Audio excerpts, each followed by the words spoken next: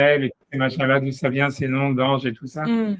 Je lui dis, voilà, en fait, c'est dans les tu vois, on a vu la semaine dernière que c'était la source, c'est dans le Pirkei de Rabbi Eliezer. Le Pirkei de Rabbi Eliezer, c'est un autre, tu vois, c'est un livre qui date d'avant le Zohar, qui date d'un siècle. Rabbi Eliezer, il était une génération, au moins 2 générations avant Rabbi Shimon Bar Yochai.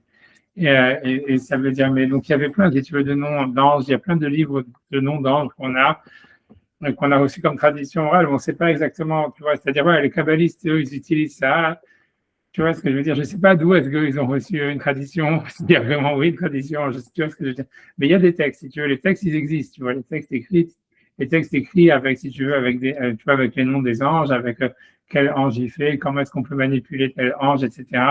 C'est-à-dire que, en fait, si tu veux, dans la Kabbale, en réalité, en fait, les premiers textes de Kabbale, c'est des textes qui sont là pour, en fait, pour manipuler les anges. Un peu comme cette histoire-là, tu vois, du serpent qui est Samaël qui manipule le serpent. En réalité, si tu veux, dans la Kabbale, en fait, on peut manipuler les anges.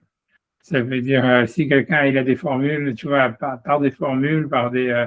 Grosso modo, la raison, si tu veux, comment ça s'explique, si tu veux, comment ça fonctionne, c'est parce que, si tu veux, c'est l'homme, il a été créé à l'image de Dieu. Donc, avec des Betselam Elohim.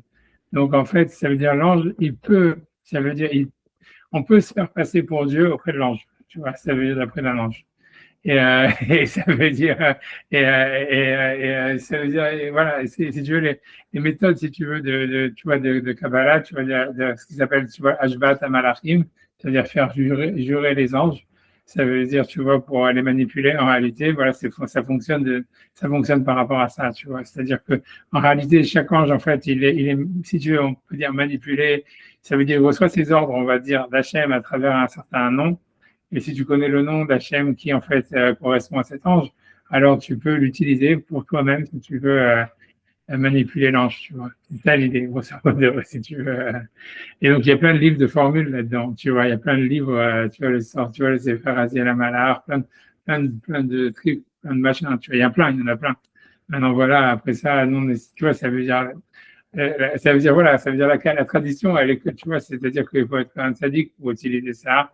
Voilà, pour pas avoir. Parce que l'idée, c'est que tu te fais passer pour Hachem, quoi. Donc, en Et fait, donc, c'est pas permis de faire ça. C'est permis de faire ça. c'est permis, tu vois, c'est permis, mais c'est permis, mais c'est déconseillé de l'utiliser. Et puis, ça marche pas toujours, quoi. Ça veut dire, d'abord, ça marche pas toujours, même si jamais la personne elle a la madriga, et même si c'est pas, a priori, c'est pas lié à la madriga de la personne, ça marche pas toujours, parce que, voilà, si Hachem le dit que ça marche pas, ça marche pas. Mais, Mm. mais voilà, il y a des livres. Je sais pas, voilà, tu vois, c'était le Sefer Yetzira, par exemple, tous ces livres-là, c'est des livres de formules. Grosso modo, c'est parce qu'en fait, tu vois, si tu veux, c'est dans la Kabbalah, dans la Kabbalah, on pensait que le monde, il a été créé par la parole, tu vois bien, puisqu'on te dit, Vayoma Elohim, Yeyor, etc. Et que, donc, en fait, si jamais, donc voilà, donc, en fait, à travers la parole, tu vois, c'est ça, d'où ça vient chez qui disent abracadabra, ça vient de ça, c'est abracadabra, ça veut dire en araméen, je vais créer en parlant. Tu vois, et gros, kasher en hébreu, ça donnerait, tu vois, Evra Bediburi, tu vois, un truc comme ça, mais ça vient de là, c'est parce que, tu vois, tu vois, c'est en araméen, abracadabra, ça veut dire je vais créer en parlant. Et tu vois, et textuellement. Et voilà, je sais pas, alors, en fait, les chrétiens, au Moyen-Âge, quand ils ont vu ça, parce ça veut dire, ils ont reçu, je sais pas comment, tu vois, mais ils ont été, ça veut dire, si tu veux, c'est très compliqué, l'histoire de, tu vois, tu vois, si tu veux, de la Kabbale, de la sorcellerie, tout ça, au Moyen-Âge, entre les Juifs et les chrétiens, c'est très compliqué, c'est une histoire très compliquée. Okay. Parce que, si tu veux, pour dire en 2 mots, c'est parce que la différence entre les Juifs et les chrétiens, en réalité, elle n'était pas claire quand les Juifs ils sont arrivés en Europe. C'est-à-dire que sous l'Empire romain, les Juifs et les chrétiens, ils étaient martyrisés de la même manière. C'est juste, et ça veut dire qu'ils étaient assimilés l'un à l'autre. Ça veut dire que pour les goïms, si tu veux, de l'époque, tu vois, entre les juifs et les chrétiens, c'était comme une différence, tu faisais une différence entre Ashkenaz ou Séfarad ou entre Hassidish ou Minagdim. Pour eux, c'était la même chose. Parce que tu vois, ça veut dire, tu vois, c'est eux qui croyaient en un Dieu unique, etc., qui avaient la même tradition, etc. Et pour eux, il n'y avait pas une différence essentielle. Ça veut dire la différence, elle a été faite quand en fait il y a le roi, je ne sais plus quel Clovis ou je ne sais plus lequel roi en France qui s'est converti au christianisme et donc les chrétiens ils ont pris le pouvoir. Une fois que les chrétiens ils ont pris le pouvoir, donc en fait ils ont commencé à, si tu veux, à martyriser les juifs ou à, tu vois, se démarquer des juifs juifs, etc. Mais ça s'est pas fait du jour au lendemain, ça s'est pas fait en un jour. Si tu veux, les chrétiens, à la base, on sait, tu vois, c'est-à-dire jusqu'au 6e siècle, etc., ils mangeaient des matzot à Pessah, ils faisaient si tu veux, ils faisaient presque plein de mitzvot de la Torah, quoi. Et Rashi, c'est pour ça que le commentaire de Rashi, il dit plein de mots en français, etc. C'est parce qu'en fait, le commentaire de Rashi sur la Torah, il n'était pas simplement, comment dire, écrit pour les juifs, il était écrit aussi pour les non-juifs. Et si tu veux, les non-juifs et les juifs, ils sont, tu vois, ça veut dire la grande époque de la Kabbale, qu'il y a eu dans le sud de la France, tu vois, en fait, c'était une œuvre commune entre des prêtres catholiques et des juifs. C'est sûr, tu vois, ça, c'est sûr. Et après ça, c'est pour ça qu'après, il y a plein de mélanges qui sont faits. C'est pour ça que dans les livres c'est pour ça, tu vois, qu'on a plein de choses dans les livres de Kabbale qui a, par exemple, chez les Thémanim, tu retrouves des croix, des machins comme ça, etc. Et c'est pour ça que la Kabbale, c'est un truc, tu vois, super compliqué parce qu'en fait, il y a plein de, si tu veux, après ça, il y a eu, comment dire, je sais pas comment dire, il y a eu plein tu vois, si tu veux, il y a plein d'injonctions qui viennent des chrétiens, qui ont été mis dans les bouquins, qui ont été mis dans la massorette juive, et donc ça fait des mélanges et tout ça, et c'est pas clair. Cette période n'est pas claire. Mais si tu veux, si tu vois, je sais pas comment il s'appelle, il y a un type qui a écrit un super gros bouquin sur ça qui s'appelle Adler, c'est un journaliste super connu, qui est Alexandre Adler. Il a écrit un super livre qui fait, je sais pas, 1000 pages dessus, surtout l'histoire. C'est quand il y avait le film Da Vinci Code qui était sorti. Ouais. Parce que dans la Joconde, en fait, tu vois, il y a, en fait, ce qui est en background de la Joconde, c'est la yeshiva où Rashi a étudié, etc., où en fait les prêtres et les rabbins, ils ont étudié la Kabbalah ensemble à Vauvert, c'était dans les Chachmel Ounil. Et donc, en fait, tu vois, à partir de là, c'est sorti toute l'histoire, tu vois. Ça veut dire qu'après, tout le roman Da Vinci Code, il est parti par là, tu vois, c'est que des gématriotes sur le Shem Yudke Vavke, etc. Mais voilà, donc lui, Alexandre Adler, si tu veux, il a fait de la recherche, enfin, il a popularisé toutes les recherches, etc., qu'on a historiquement sur ça. Mais c'est pour ça, tu vois, la tradition kabbalistique, c'est pour ça qu'elle n'est pas claire, c'est pour ça que les gens, c'est pour ça qu'on n'utilise pas, en plus, tu vois, on va savoir si ça marche. Il y en a qui utilisent, tu vois, avant, en Grèce, il y avait des rabbinim qui utilisaient. Ouais. Tu vois, Frédéric, tout ça, ils utilisaient.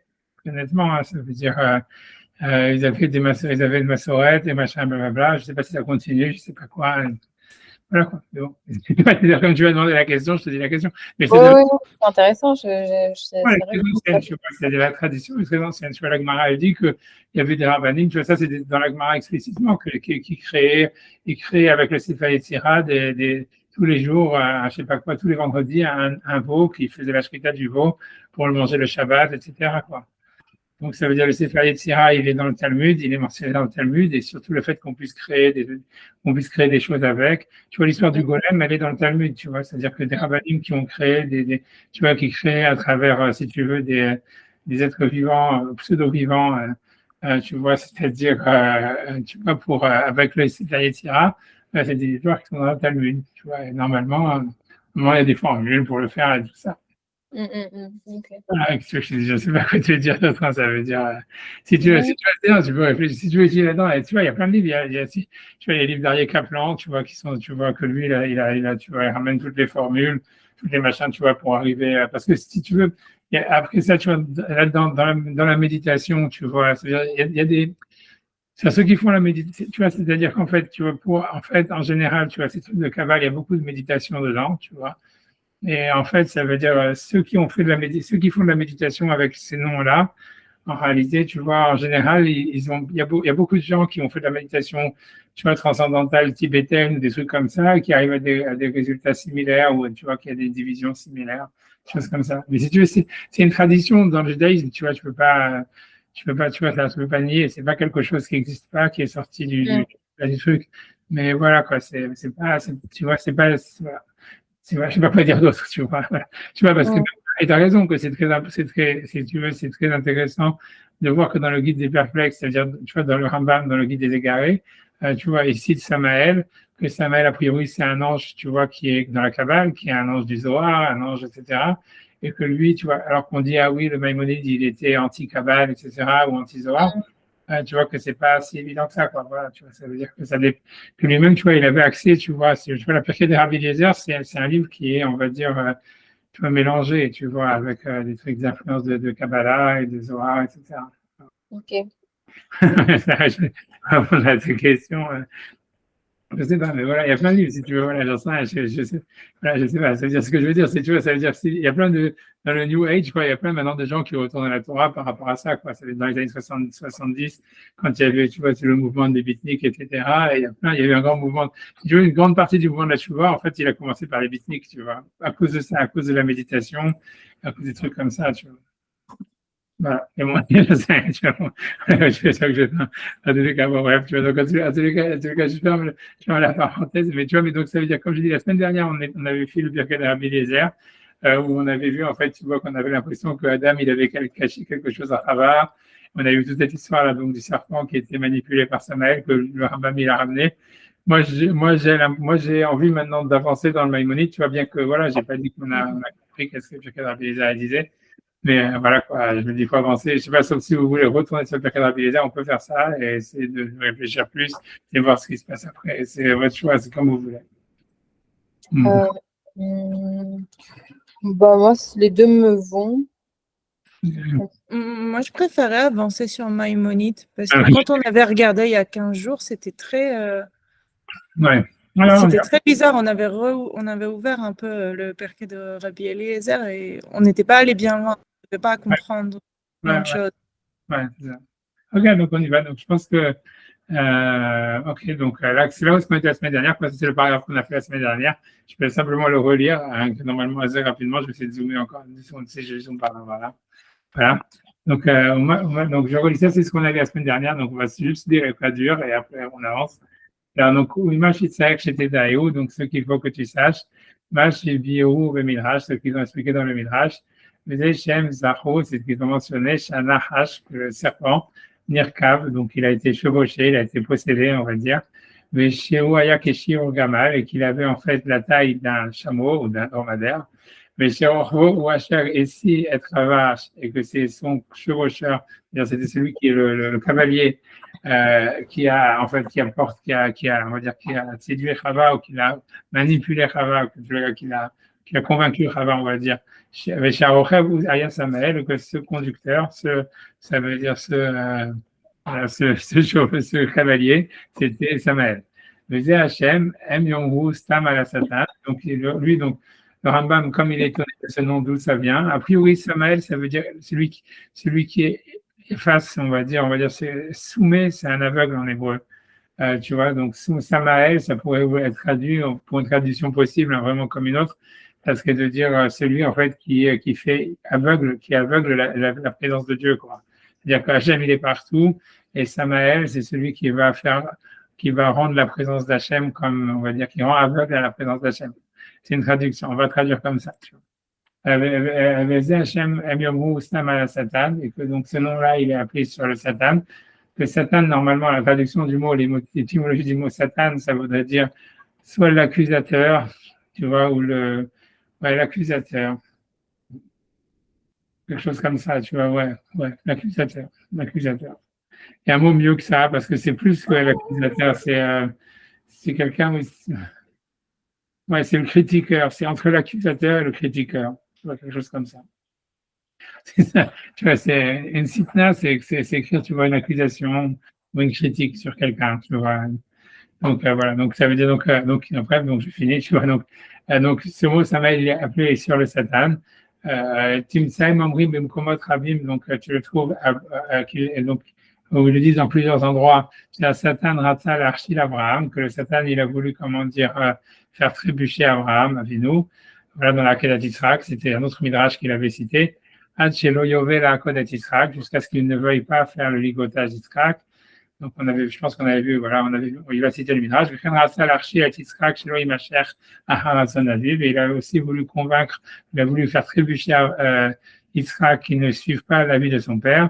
Les Archouot Benyanazé, donc c'est ce qu'ils ont mentionné le nom de Samaël ailleurs. Donc, Retsoni Lomar Ba'akeda, dans ce sujet de l'Akeda, Amrou, ils ont dit Bas Samaël et Salavinu Abraham. Donc, Samaël, on va dire, voilà, donc le Satan, celui qui est aveugle de la présence d'Hachem, celui qui critique, celui qui, voilà, ici. Il a dit, était voir Abraham à Marlo, il a dit, Masaba uvata libera. Ça veut dire, qu'est-ce que grand-père, ton cœur a inventé? Donc, celui qui critique, qui remet en question. C'est ça la traduction du mot Satan. C'est celui qui critique, qui remet en question et qui accuse. Tu vois. voilà, et tu vois, donc il lui dit à Abraham, voilà, qu'est-ce que ton cœur a inventé? Ça veut dire ce que tu as fait comme rêve, c'est n'importe quoi. Donc, chez Samaël ou à Satan. Donc, on voit que Samaël, donc ici, celui qui rend aveugle à la présence divine, c'est le Satan. Donc, a priori, c'est l'accusateur. Veze Hashem Kamken, Leinian, Kmo Shem Nachash Leinian. Donc, et ce nom-là, donc, de Samaël, il a un sens, a priori, comme on a dit, celui qui rend aveugle à la présence divine. Comme le Nachash, qui veut dire quelque chose. Alors, Nachash, normalement, c'est celui qui fait de la divination. Ou celui qui fait, tu vois, qui fait tu vois, un nez rouge, ça peut être soit une incantation, soit une divination, quelque chose, tu vois, qui est quelqu'un qui essaye de deviner le futur, quelqu'un qui essaye tu vois, donc a priori, c'est ça ce qu'il veut dire. Alors, je sais pas tu vois, les nachesh, tu vois, normalement, les nachesh, ça veut dire essayer de deviner, faire de la divination, essayer d'intuitionner le futur. C'est ça le nez rouge, tu vois, en hébreu, normalement. Et donc, il dit que le Nachash, a priori, il avait un lien avec ça. Donc, je sais pas, ça veut dire, ok, le fait si on dit être aveugle à la présence divine, c'est ça ce qui donne la possibilité ou la volonté d'essayer de deviner le futur, peut-être, j'en sais rien. Mais encore une fois, quel rapport avec le fait de manger le fruit de l'arbre, je sais pas. Et ils ont dit quand il a essayé de convaincre Rava, Aya Samael Rochev Alav. Donc, Samaël, il chevauchait le Nachash, qui était donc, a priori, donc, soit la divination, soit celui qui cherche je sais pas, à deviner ou à faire de la divination, voilà. Et donc, Aya Samaël Rochev Alav, Akadosh Baruchu, mais Akadosh Baruchu, Sochek à la Gamal Vorvo. Donc, il se moquait du Gamal. Ça veut dire, a priori, du Nachash, mais ici, le Nachash, on lui a remis son nom. On lui a enlevé son nom de Nachash, qui veut dire divination, serpent, Gamal, que a priori Gamal, c'est tu vois, un chameau, c'est comme Gomel Chassadim, ou un truc comme ça, c'est quelqu'un qui fait des actes de bienfaisance. Je ne sais pas exactement pourquoi on a changé le nom. En tout cas, quand on dit qu'il ressemblait à un Gamal, donc Akadosh Baruch Hu, il se moquait sur le Gamal et son cavalier. Mais encore une fois, tout ce passage, il est énigmatique, mais jusqu'à la fin du chapitre, tout ce qu'on fait dans les monites, maintenant, ça va être hyper énigmatique. Mais on le fait quand même, bien pour finir le chapitre, tu vois. Désolé, et puis on verra bien. Vas-y. Je peux juste demander quelque chose. Donc, ça veut dire que Nachash a cette idée de les Nachash, ça veut dire faire la divination, et les gamel, c'est quelque chose de positif en hébreu, autre que l'igmol. Qu'est-ce que ça veut dire? En fait, tu vois, Gomel, normalement, ça veut dire, enfin, on dit Gomel Chassadim Tovim, tu vois, par exemple, Gmilut Chassadim. Donc, oui, c'est vrai. mais tu vois, mais tu vois, c'est pas sûr. C'est-à-dire que le mot ligmol, en fait, ce que ça veut dire rétribuer, et ça peut être positif ou négatif. Par exemple, tu vois, on dit, par exemple, dans le mot, dans Yigdal, par exemple, si tu connais ce vieux, on dit Gomel le Rachara Kirishato. On le dit dans une prière, mais je ne sais plus où. C'est dans Yigdal, tu vois, Yigdal, Elohim Haïsé. Ouais, ok. On dit là-bas. Gomel le Rachara Kirishato, ok. Alors, tu vois, donc c'est vrai que donc ça veut dire que Gomel, là-bas, c'est, tu vois, Gomel Lara, tu vois, c'est Gomel Lara Shara, tu vois, donc c'est pas, donc il y a Gmilut Chassadim, Gomel Lara, le mot Ligmol, ça veut dire en fait rétribuer, ça veut dire rendre à quelqu'un ce qu'il a fait, tu vois. Ça veut dire ici, ça veut dire Gomel Lara Shara, ça veut dire rendre mauvais. Rendre du mal, ouais. C'est lui qui l'a fait, ou Gomel Chassadim Tovim, où tu vois, ça veut dire faire du bien, mais ça veut dire à quelqu'un en fait qui le mériterait, quelque chose comme ça, tu vois. En fait, c'est rétribuer quelque chose comme ça, tu vois. Donc on comprend, tu vois, c'est peut-être ça, l'idée, c'est Gomel, ici, peut-être que c'est ça, l'igmol, ça veut dire, Hachem, il va donner, ça veut dire donnant le choix grâce à la connaissance du bien et du mal, ou à toute cette histoire-là. Hachem, il va punir le Samaël à la fin, il va punir le Nachash, il va donner un salaire à ceux qui n'auront pas écouté le Nachash, ou ceux qui ont fait le mitzvot, puisqu'il va augmenter le libre arbitre de l'homme. Donc, le mot gamal, ici, il a un sens, tu vois, parce que gamal, ça veut dire rétribuer par rapport aux actions, à une action, tu vas rendre à quelqu'un par rapport à l'action qu'il a faite. C'est ça ce que ça veut dire, gomel. Okay. Tu vois, okay, tu vois, mais c'est vrai que ça veut dire aussi, des fois, ça peut vouloir dire autre chose, ça peut dire aussi être sevré, tu vois, comme on dit par exemple sur Yitzhak, Vaïgdal, Anar, Vaïgamel, par exemple, tu vois, Gemoulé, Chalav, tu vois, ça veut dire ceux qui sont. Que tu vois, ça veut dire, tu vois, je sais pas si en hébreu moderne c'est resté, mais ça veut dire, en hébreu ancien, en tout cas, les gamelles, ils grandissent sur un enfant, ou ça veut dire, je sais pas comment on le dirait, tu vois, gamel ou gamal, tu vois, ça veut dire en fait qu'il a arrêté de boire le lait de sa mère, normalement, tu vois. Gemoulé Halab, ça veut dire les sevrés, tu vois, ça serait ça. Donc, je sais pas ici si ça rentre aussi, je sais pas. C'est parce que, Ok. voilà, ouais, donc j'avance, tu vois. Et donc maintenant, on va rentrer encore dans un autre paragraphe, tu vois, qui est aussi obscur. Donc, moi, c'était Daéou, petit Halab. Donc, encore une fois, une chose qu'il faudrait savoir et sur lequel il faudrait, en fait, avoir un éveil. Ayot Nahash, c'est que le Nahash, le serpent, Lo Karav Klal Adam. Ça veut dire que le Nahash n'a jamais parlé à l'homme, de l'autre Iberimo. Voilà, il ne s'est pas rapproché de lui, il ne lui a jamais parlé. Et en fait, tout ça veut dire ses efforts et sa proximité, elle était à Chava. Ou même Saoud Chava, et c'est par l'intermédiaire de Chava que Nizok Adam, que Adam a été, on va dire, frappé, a été endommagé. Vehemito Anahash, et d'une certaine manière, lui dit qu'on peut dire que le serpent l'a tué. Puisque, en fait, il a eu un décret de peine de mort et que, voilà, donc, c'est comme si le serpent l'a tué, mais il pouvait le tuer que par l'intermédiaire de Chava. Tu vois, donc ça, whatever it is, tu vois, je sais pas pourquoi, tu vois, c'est ce qu'il dit, je sais pas exactement qu'est-ce qu'il veut avec ça. Ah non, non, tu vois, je sais pas ce que ça veut dire. Oui, je sais pas. Mais c'est ce qu'il dit, Sina Ashlema, Omnam, donc, et la haine parfaite, en tous les cas, cependant, et Kayem et Ben Anachash, le Chava, donc elle existe entre le Nahash, le serpent, et Chava, tu vois, C'est un pérec, non, après? Elle te. Et si là, c'est la malédiction, tu vois, c'est-à-dire qu'une fois qu'elle a fondé, donc on dit que Hachem, si tu veux, il a mis ça veut dire, il a dit, voilà, il a dit, je vais mettre la haine entre toi et le serpent et entre ta descendance et sa descendance, tu vois. On avait vu, tu vois, qu'en fait, l'idée, c'est parce que elle aurait eu un enfant avec le serpent, tu vois, qui est en fait Caïn. Et que donc, c'est la descendance, c'était la haine entre Caïn et Hével, quoi. Puisque Hével, c'était le descendant de l'homme et Caïn, c'est le descendant du serpent. Voilà, et que en fait, ça veut dire, alors qu'à la base, tu vois, ça veut dire, il y avait une grande proximité entre le Nahash et Chava. Après cette histoire-là, c'est Hachem, il a mis une grande haine, tu vois, il y a eu, ça veut dire une inversion entre la proximité qui s'est transformée en haine. Mais voilà, maintenant, tu vois, je sais pas, c'est compliqué tout ça, tu vois, c'est difficile à comprendre de quoi ça parle. Tu vois, a priori,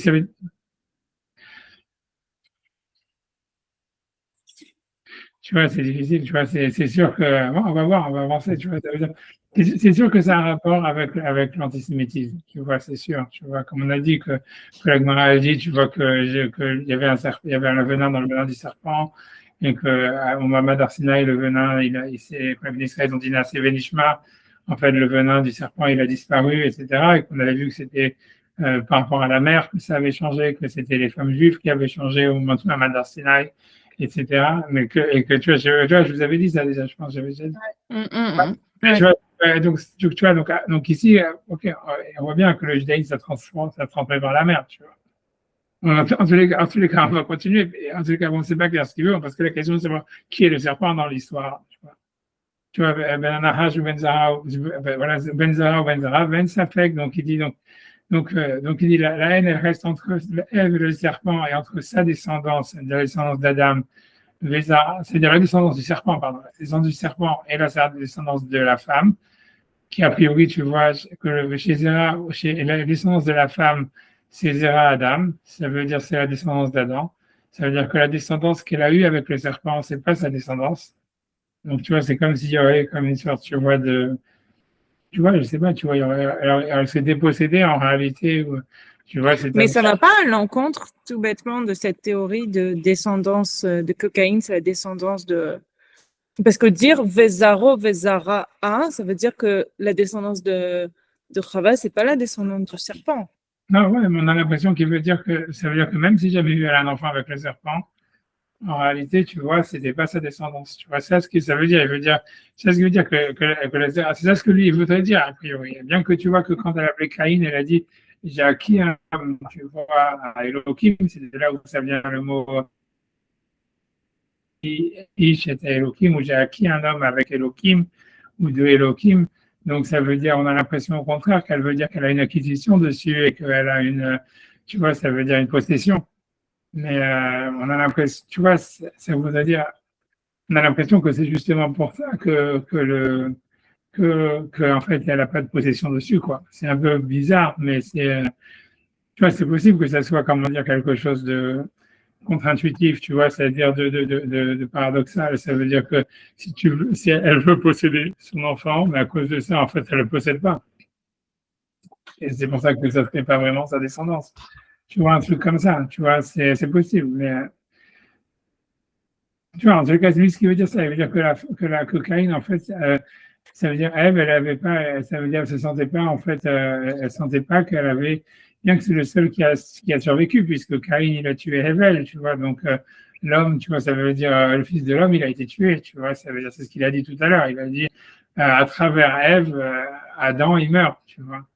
Oui, Soit mais parce que, ils auront un autre enfant après. ouais, exact. Tu vois, ça c'est vrai. Mais c'est notre histoire, tu vois. Ça veut dire, ouais, c'est un cabriole, c'est notre histoire, tu vois. C'est Ok.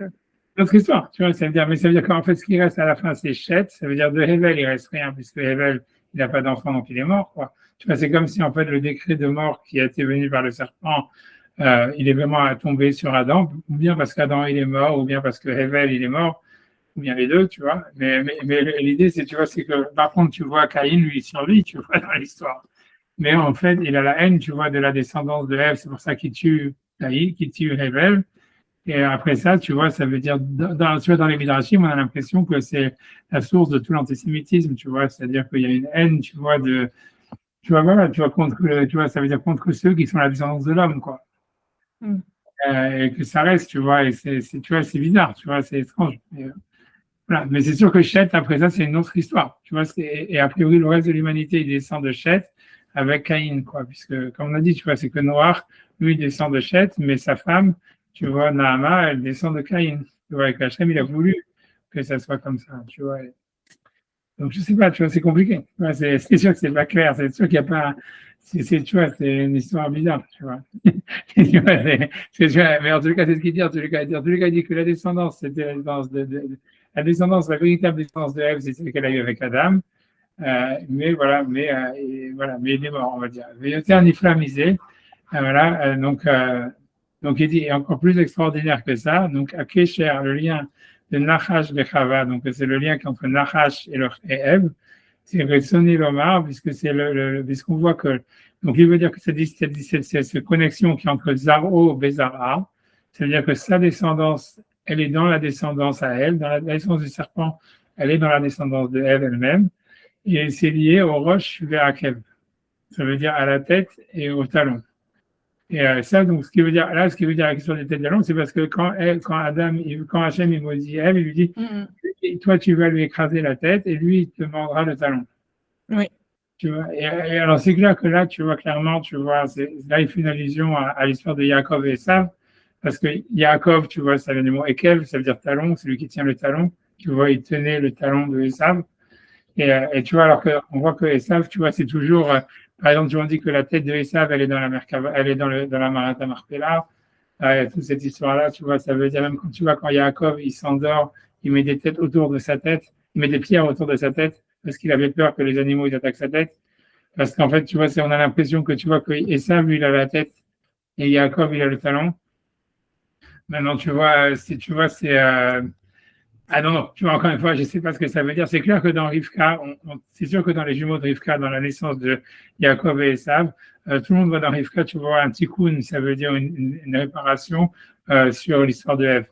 Voilà, c'est clair. Tu vois, ça veut dire que tu vois, entre Yaakov et Esav, il y a, si tu veux, maintenant, encore une fois, je ne peux pas dire plus que ça, je comprends, moi, je te dis des informations, mais je ne sais pas exactement ce qu'elle veut dire, mais dans les informations, ça veut dire que, tu vois, on dit, tu vois, ça veut dire que, tu vois, quand Rivka, elle a Yaakov et Esav, en fait, il y a un tikkun, tu vois, de Caïn et Hevel, voilà, mais c'est très difficile, tu vois, encore une fois, à comprendre, tu vois, c'est aussi difficile à comprendre pourquoi Rivka, elle a eu un enfant comme ça qui était Racha, comment, tu vois, il y a une sorte de séparation qui s'est faite, tu vois, entre, tu vois, puisqu'elle-même, elle comprenait pas, et comment elle peut avoir deux enfants tellement différents et tellement, tu vois, ça veut dire tellement opposés. Et, Mais elle vient, elle, d'une famille de rachat. Même si elle était elle-même bien, elle vient d'une famille de rachat. ouais, mais c'est ça, ouais. Mais c'est quand même étrange, tu vois, l'histoire, elle est quand même étrange, tu vois. Je comprends ce que tu dis, je comprends, mais c'est étrange, tu vois. Ça veut dire, ouais, ça reste étrange, tu vois, ça reste étrange parce que, ouais, je sais pas, parce que tu vois, en réalité, tu vois que dans la Torah en général, ce que tu vois, c'est que c'est que tu vois, en fait, c'est-à-dire qu'un père, il a des enfants tzaddik et rachat, c'est normal. Ça veut dire, quand tu vois Abraham, si tu veux dire que Ishmael, c'est pas un rachat, on sait rien, mais en tous les cas, voilà.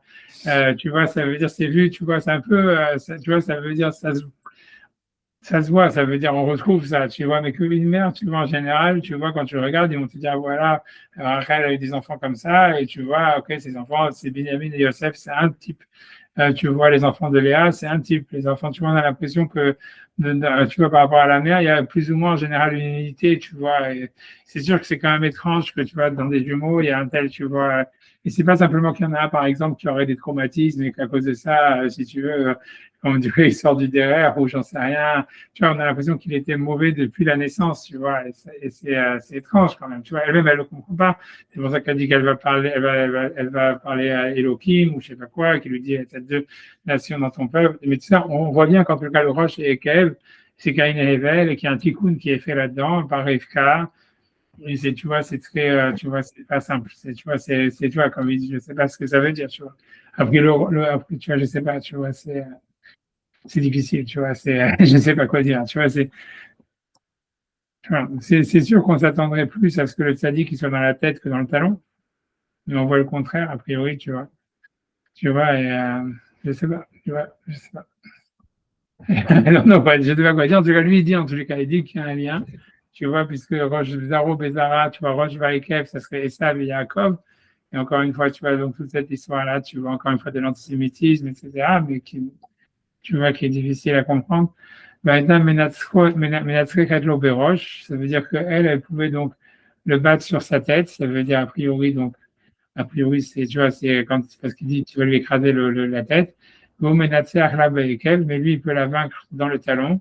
Gamken, et ça, c'est clair. Je sais pas pourquoi c'est clair. En tout cas, il dit ça. En tout cas, voilà.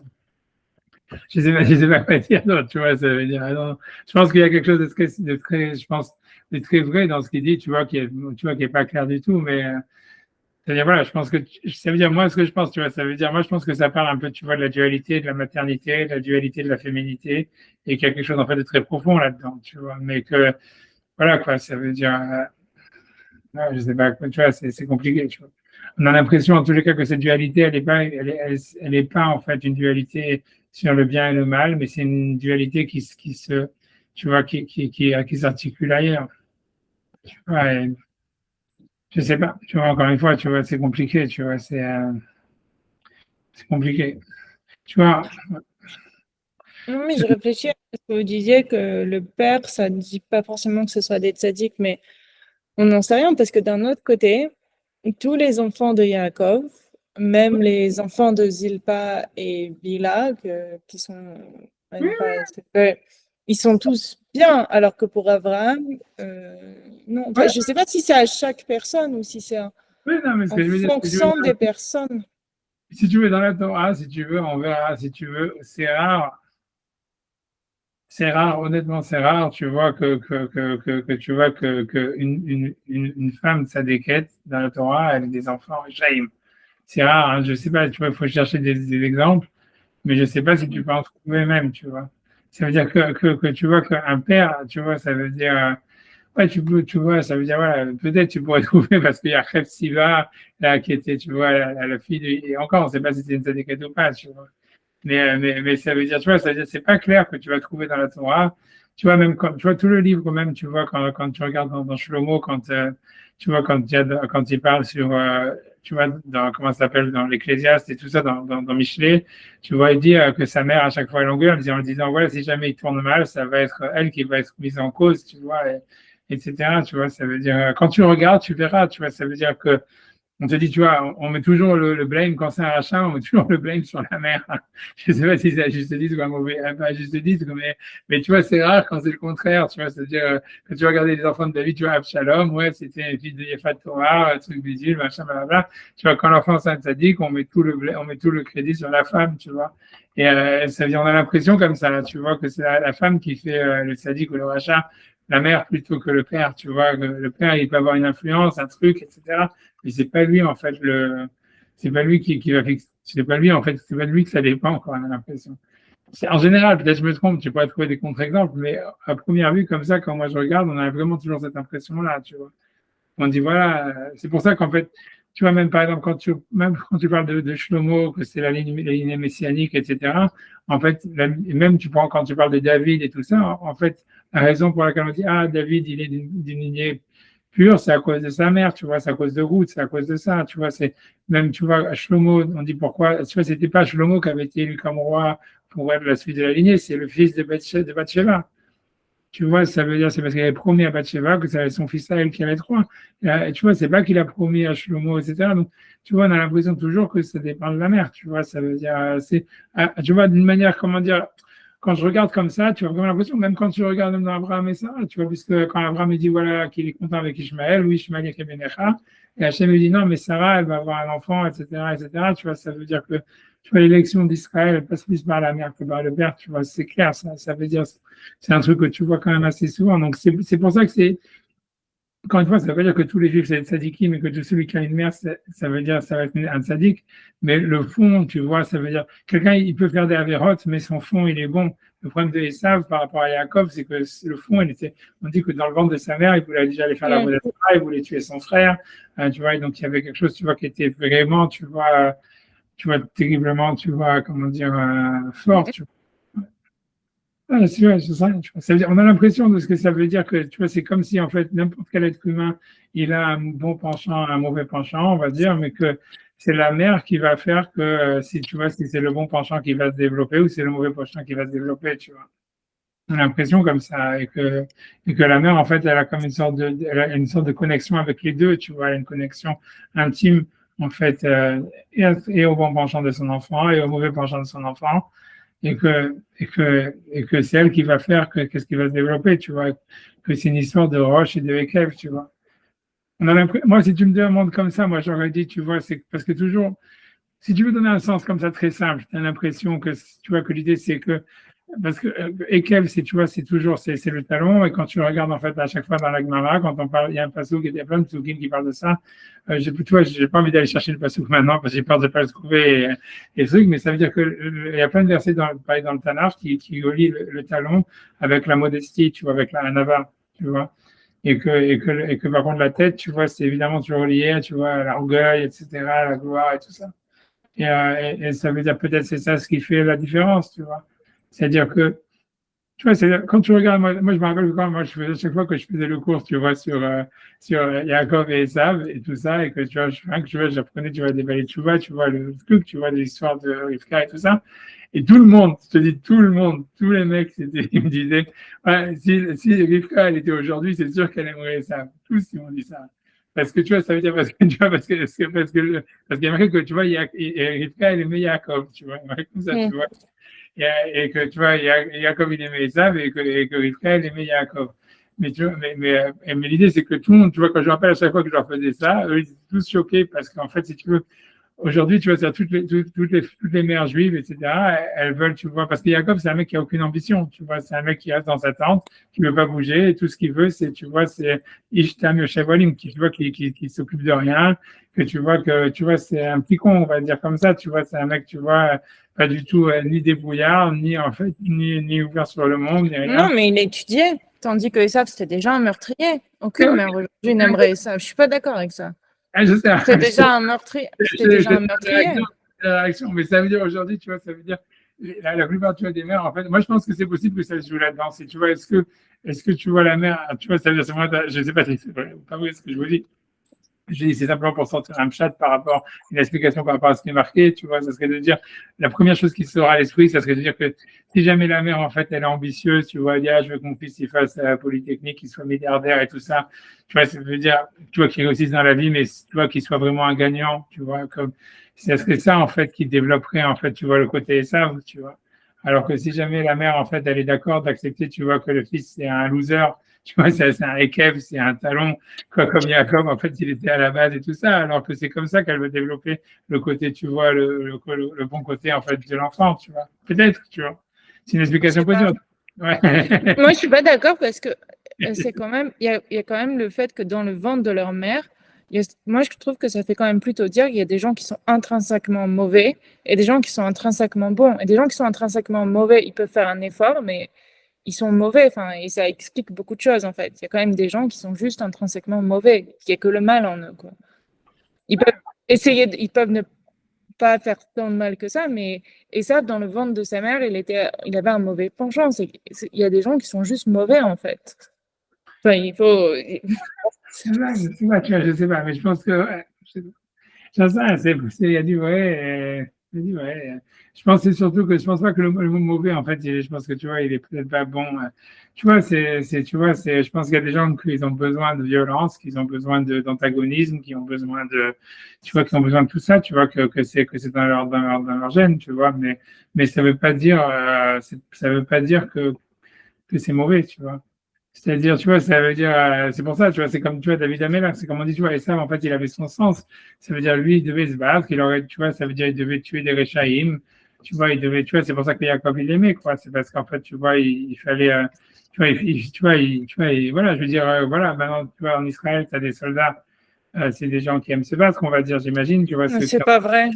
La plupart des soldats, c'est le problème qu'on a. La plupart des soldats Kravi qu'on a, ils n'aiment pas se battre. C'est juste qu'on n'a pas le choix.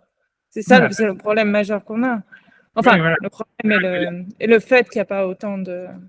Mais non, je veux dire, mais voilà, mais ça serait bien, en tous les cas, tu commences, ça veut dire que, voilà, que c'est pas, tu vois, ça veut dire, il n'y a pas bon et mauvais, il y a quelque chose, tu vois, être violent, être antagoniste, etc. Même, tu vois, voilà, tu vois, c'est ça le côté, tu vois, c'est ça le point, tu vois, je veux dire. Je suis d'accord avec ça, mais, voilà, mais moi, j'ai l'impression peut-être que c'est ça, c'est ce qui se passe, tu vois, peut-être c'est ça, l'histoire de Roche avec Eve, c'est très difficile, c'est sûrement plus profond que ça, tu vois. C'est sûrement plus profond que ça, mais, je sais pas, tu vois, on a l'impression aussi que, ouais, je sais pas. D'ailleurs, tu vois, j'en sais rien. En tout cas, il dit ça. A priori, tout ça, ça doit avoir des sens très profonds et cachés, etc. Mais bon, voilà, on avance. Tu vois, qu'est-ce que tu veux que je te dise? J'en sais rien. Tu vois, peut-être que c'est ça, peut-être c'est la modestie, peut-être. On n'en sait rien. Peut-être c'est l'idée de penser. Tu vois, entre Roche et Kev, il y a aussi le côté, tu vois, tu vois, celui qui est dans l'avant, qui voit ce qui va se passer dans le futur et celui qui est dans le passé aussi. Tu vois, Ekev, c'est un peu, tu vois, en hébreu, c'est Ekev Tishmemu, quand vous allez, tu vois, le Ekev, c'est un peu vivre dans le présent, tu vois, c'est vivre entre le passé et le présent. Et Roche, ça serait peut-être plus vivre dans le futur, un truc comme ça, tu vois. C'est possible, tu vois, c'est possible que, voilà, que, tu vois, l'âme Israël, il vit dans le passé un peu, tu vois. Est-ce que, tu vois, c'est clair, en tous les cas, que c'est clair que tout ce qu'on va dire, tout ce que tu pourrais dire, en fait, c'est pas des choses qui vont passer bien parce que, si tu veux, c'est en opposition de ce que la culture moderne, elle veut donner, tu vois. C'est-à-dire que la culture moderne, c'est une culture du winner, une culture du mec qui est toujours en avance, etc., qui va plus vite que les autres, etc. Et si on va commencer à dire non, mais en fait, le tzaddik, c'est celui qui est en retard, c'est celui qui a pas d'ambition, c'est celui qui se laisse marcher dessus, tu vois, ça veut dire, tu vois, c'est pas, tu vois, c'est difficile à avaler, tu vois, mais, je sais, tu vois, honnêtement, tu vois, je sais pas si c'est pas une lecture honnête, tu vois, de l'histoire, tu vois, en réalité, tu vois. Mais, mais en fait, si je peux juste dire, c'est pas vrai que c'est en contradiction avec les valeurs modernes parce que dire en retard, c'est une chose, mais c'est aussi très important. Il y a aussi beaucoup de philosophes qui ont dit une culture qui oublie son passé est condamnée à ne pas avoir d'avenir. Donc, s'il n'y a pas quelque chose de négatif à ne pas oublier son passé. J'en sais rien. Ouais, non, t'as raison, t'as raison. En tous les cas, je sais pas. En tous les cas, voilà, c'est ce qu'il dit le verbal. J'espère que c'est très difficile à expliquer. Moi, je pense qu'il faut garder ça. C'est simplement, voilà, je pense que ce que ça veut dire, c'est qu'en tous les cas, moi, je pense que l'idée générale qui parle de la descendance du serpent, descendance de l'homme, de la femme qui a une relation et avec le serpent et avec l'homme, que tu vois que le serpent, il peut tuer l'homme à travers l'intermédiaire de la femme et surtout à travers ses enfants. Tu vois, je pense que tu vois, il y a quelque chose, tu vois, tu vois, de très profond là-dedans, qui est très moderne en réalité, tu vois, pour réfléchir, tu vois, sur l'essence de la maternité, de la féminité. Voilà, tu vois. Et voilà, et que ça veut dire au moins, tu vois, que ce soit, tu vois, quelque chose, tu vois, voilà, qu'il y ait une conscience là-dedans. Tu vois, c'est une grande responsabilité, ça veut dire pour la femme. Ça veut dire que, tu vois, la femme, elle peut tuer l'homme, elle peut tuer les enfants de l'homme, et tu vois, etc. Et c'est pas évident, tu vois, ça veut dire que c'est elle qui fait, tu vois, c'est elle en fait tu vois, qui a la, tu vois, tu vois, qui maîtrise cette dynamique, tu vois. Et c'est pas, et encore, et le problème de ça, c'est comme tu dis, c'est que c'est pas du tout clair, en tout cas, de comprendre qu'est-ce qui a fait que, tu vois. C'est-à-dire, si tu vois, si Ève, en fait, a priori, elle avait pas un devoir de fidélité par rapport à Adam. Tu vois, on voit bien, puisque si tu vois, elle est pas punie parce qu'elle a eu des relations avec le serpent, parce qu'elle a eu des enfants avec le serpent.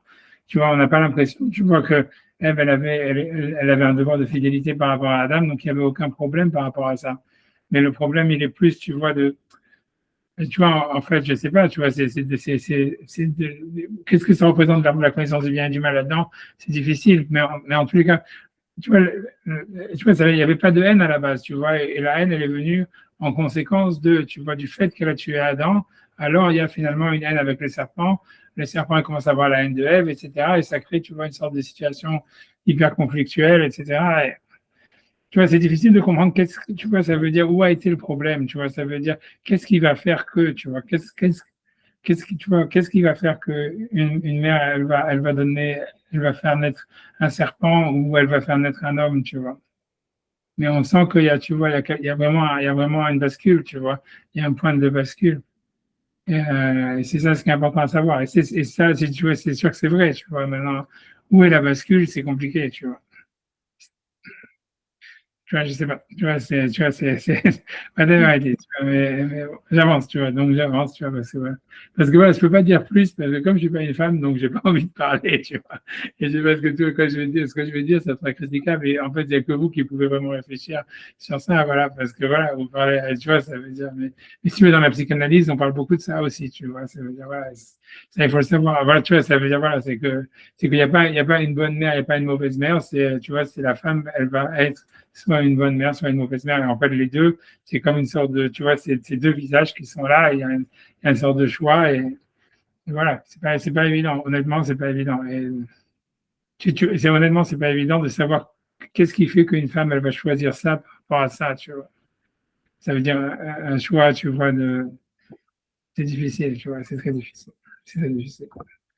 Très difficile. Surtout, en fait, tu vois, parce que dans la psychanalyse, bon, après, j'arrête de parler, mais dans la psychanalyse, si tu veux, en général, c'est toujours lié par rapport à comment est-ce que la mère, elle a vu elle-même, tu vois, ça veut dire son père dans la relation avec sa femme, tu vois. Donc, soit elle va avoir un antagonisme, ça veut dire qu'elle a une vision, ça veut dire, en grosso modo, si elle a vu sa mère comme une victime, tu vois, donc elle elle va avoir toujours une tendance, si tu veux, soit antagoniser le mari, mais si tu vois antagoniser, si tu veux, tu vois, ça veut dire très compliqué, tu vois, ça veut dire, en tous les cas, avoir un côté, si tu veux, voilà, si tu veux, un antagonisme, en fait, sur le mari, mais même ce qui va entraîner quelque chose, qui va développer quelque chose de négatif, tu vois, chez l'enfant en général. Parce que, tu vois, ça veut dire, il y a un sentiment négatif par rapport à la maternité elle-même et par rapport à, tu vois, à la paternité, etc. Mais ce qui est, tu vois, en grosso modo, c'est beaucoup là-dedans que ça se joue. Mais dans la psychanalyse, mais ce qui est intéressant avec Ève, c'est que Ève, elle n'a pas de père, tu vois. C'est-à-dire que, tu vois, ça veut dire, voilà. Donc, en fait, on a l'impression que ça s'est joué ailleurs, tu vois. Voilà. Tu vois, ça veut dire, c'est ça, ce qui est intéressant, c'est que ça veut dire, si tu veux, tu vois, cette bipolarisation, tu vois, c'est ce choix, tu vois, ce truc, en fait, ici, il est décrit dans la Torah comme n'étant pas n'étant pas, en fait, le fruit d'une histoire personnelle, d'un traumatisme d'enfance ou, tu vois, d'une histoire de la famille, etc., mais qui soit quelque chose, en fait, qui soit vraiment intrinsèque, tu vois, à la création de Ève, tu vois, et qu'elle a les deux en elle-même, d'une manière naturelle, etc. Voilà quoi. C'est ce que moi je pense qui est vrai, honnêtement. Plus que l'idée de la psychanalyse, je pense que enfin bref, comme je suis, encore une fois, comme je suis pas une femme, je suis pas vraiment jugé, je vais m'arrêter ici. Je peux parler plus. Voilà, mais c'est compliqué, tu vois, ça veut dire, voilà. Mais c'est vrai. Ce qui est, en tout cas, c'est sûr que c'est vrai, 100%, tu vois, ça veut dire, voilà. J'avance. J'avance. Marim Gamken Iflaim. Ok, donc je pense qu'on a bientôt fini. Voilà, on arrive encore, donc encore et encore. Marim Gamken Iflaim, Hachem Peshutem Petachit Tarichouk. Donc il dit encore, donc d'autres midrashim, dont le sens littéral, il a l'air d'être le plus, c'est-à-dire très éloigné de la réalité. Donc chez Yavinu Pirkei Amar. Et si donc il veut dire, si on réfléchit au chapitre qu'il a dit dans ce chapitre, ça veut dire aux articulations de ce chapitre. Havana Tova, une bonne compréhension. Ça veut dire, lui, donc, quand lui, il dit qu'il y a un code dans tout le chapitre qu'on a étudié depuis le début, qui commence avec le Rakia et tout ça. Pour lui, tout, tu vois, ça veut dire, c'est connecté. On peut voir déjà, tu vois, puisqu'on a la séparation de l'eau d'en haut, de l'eau d'en bas. Tu vois, est-ce que c'est la séparation de Adam, du Nachash? On voit, tu vois, tout ça. Ça veut dire qu'on reste dans le même système, tu vois, de séparation, de purification, quelque chose comme ça, tu vois. Par exemple, à Maravana Tova, ça veut dire que quand on réfléchit sur les articulations de ce chapitre, en profonde, une grande bonne compréhension, il fallait un Mechormat Machal, Donc, on pourra comprendre, on sera étonné de l'intelligence qu'il y avait donc dans le Machal, c'est-à-dire de la création du monde, qui commence, tu vois, dans les 6 jours de la création, avec la deuxième histoire d'Adam et Ève, etc. Mais Eskimo la Metsiout, et comment ça corrobore, en fait, la réalité du monde tel qu'on le connaît. Ou Amram, et maintenant il continue à revenir maintenant sur cette tangente, en disant, ce qu'ils ont dit, Misheba Nahash al Chava, quand le serpent a eu une relation avec Chava, et Tilbazo Ama, il lui a mis en elle un venin, Israël Shamdou à l'Arsinaï. Donc là, il revient cette histoire, les Israël qui sont montés qui sont dressés sur l'Arsinaï, sur le mont Sinaï, Paskazo Amatan. Ça veut dire donc le venin a disparu d'eux par le fait qu'ils ont reçu la Torah ou qu'ils ont accepté la Torah, puisque c'est Goyim, Shelo Amdou al Sinaï, mais les non-juifs qui n'ont pas dressés sur le mont Sinaï, Lo Paskazo Amatan. Donc le venin ne s'est pas séparé d'eux, donc a priori ça voudrait dire, c'est ça la différence entre la descendance d'Adam et la descendance du serpent, c'est-à-dire que les Juifs, ils sont après leur Sinaï, ils deviennent la descendance d'Adam parce qu'ils sont plus, ça veut dire ils ont plus la Chava, ça veut dire la mère juive, elle n'est pas inoculée, elle a été libérée du venin du serpent. Mais voilà, mais les autres, l'Opaska Zoramatan, ça veut dire ils sont toujours dans le venin et c'est ce qui entraîne la haine antisémite, parce que voilà.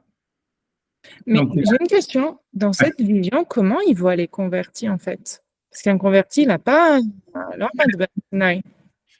c'est pour ça, alors tu vois, ça veut dire, t'as raison dans cette Non, histoire. c'est une vraie question. Hein. C'est pas une truc. C'est Non, t'as raison, c'est-à-dire que tu vois, c'est pas, ça veut dire, les Midrashim, ils en parlent, les commentateurs, ils en parlent, c'est-à-dire que, ça veut dire, il y a des, comment dire, en fait, c'est grosso modo, dans l'idée, c'est qu'il y a des chamottes qui doivent venir à travers le serpent, tu vois. Et tu vois, c'est pour ça qu'en fait, parmi les convertis, tu vois, ça veut dire parmi les filles converties, il y a beaucoup, tu vois, de prophètes, tu vois, c'est-à-dire, par exemple, tu vois, même dans la parage de la semaine dernière, il y avait Rachav tu vois, qui est convertie, sans parler de la femme de Moshe qui est convertie, etc. Donc la femme de Yeshua qui est aussi convertie, on dit qu'il y a plein de prophètes qui sortent, tu vois, quand on dit que Rabbi Akiva et tous ces machins-là, tu vois, ils descendent de Yael, c'est-à-dire, il y a beaucoup, mais en réalité, quand tu regardes à chaque fois, tous les convertis, si tu veux, parmi Yitro, par exemple, si tu veux, qui on va dire le père des convertis, il est appelé Kéni, tu vois, c'est-à-dire ceux qui descendent de Caïn, ceux qui descendent, tu vois. Et donc, ça veut dire qu'en fait, il y a des Neshamot qui doivent descendre, tu vois, va savoir ce que ça veut dire, c'est la Kabbalah, qui doivent descendre, qui doivent justement sortir, si tu veux, du venin du serpent. Et c'est ça oui, ouais. mais dans leur cas, Tsipora, elle était à Arsinaï. Ouais, Donc, ouais, peut-être, oui, ok. Mais ça veut dire, c'est ça, mais ça c'est clair que si tu veux qu'Omar Sinaï, tous les juifs, ils ont un statut de converti, tu vois. C'est pour ça, tu vois, c'est pour ça qu'on te dit, tu vois, ça veut dire, en fait, c'est ce que dans le passage qui a marqué, tu vois, ça veut dire, c'est dans le Divarim, il y a marqué, ça veut dire, tu aimeras les convertis parce que tu as été converti toi-même, en étant dans la terre d'Égypte, tu vois, ça veut dire, mettre la guerre qui guérit Meitem vers Misraïm. C'est un passage, c'est dans. La guerre, c'est pas convertir un étranger, non? Ouais, mais c'est comme ça qu'on appelle converti, tu vois. Dans la Torah, chaque fois, Kukarat Yelachem, la guerre à garder Toram, etc. Ou quand on dit à Yom Kippour, si tu vas Kol Nidre, Venisarech Olam, la guerre à garder Toram, Kilechol Am, Bishgaga, si tu vas à la joue, à Kol Nidre, tu écoutes ça 3 fois. Tu vois, ça veut dire, guerre à garder Toram, ça veut dire l'étranger qui habite parmi eux. Tu vois, ça veut dire, tu vois, donc c'est. Ah, mais l'étranger, c'est le converti? Moi, je croyais que c'était un étranger qui habite en Israël, quoi, pas. Ça, c'est le Ger Toshav, tu vois que ça existe, le concept de Ger Toshav qui a reçu les 7 mitzvot ben noirs, mais qui n'a pas la Brit Mila, etc. Mais le Stam, un guerre, ça veut dire, quand on appelle un guerre, c'est la traduction du mot guerre, je ne sais pas si c'est entendu, hein. On appelle un converti, on appelle un guerre, la guéroute, tu vois, guillerette. Tout ça, ça veut dire guerre, ça veut dire étranger. Et ça reste, tu vois, c'est sûr que c'est pas une appellation extraordinairement glorieuse, quoi, tu vois ce que je veux dire? Ça veut dire c'est en soi, étymologiquement, c'est dur, tu vois, ça veut dire, mais voilà, mais c'est tout, tu vois, mais ça veut dire mais voilà, mais c'est des étrangers, tu vois, ouais, peut-être, alors, tu vois, mais ça veut dire, après ça, si tu veux, je sais pas, ils perdent leur statut d'étranger, mais voilà, mais c'est parce qu'en fait, il y a des Neshamot qui doivent venir par cette manière-là, tu vois, ça veut dire, c'est tout. Tu vois, il y a des Neshamot du clan d'Israël qui doivent venir de cette manière-là. Et voilà, c'est pour ça qu'il y en a. Ça veut dire, si tu veux, voilà, la Torah, tu vois, elle n'est pas prosélyte, mais elle n'est pas anti-convertie, au contraire. Tu vois, la Torah, elle dit, dans la Torah, elle est marquée plein de fois, Vafta et ta guerre, Tu vois, ça veut dire que tu vois que la Torah dit Hachem il protège les guérims, etc. Et blablabla, etc. Et c'est compliqué, tu vois. C'est parce que voilà. Et si tu veux, la Gemara dit à chaque fois, tu vois que les guérims ils sont comparés à la Shrina, tu vois.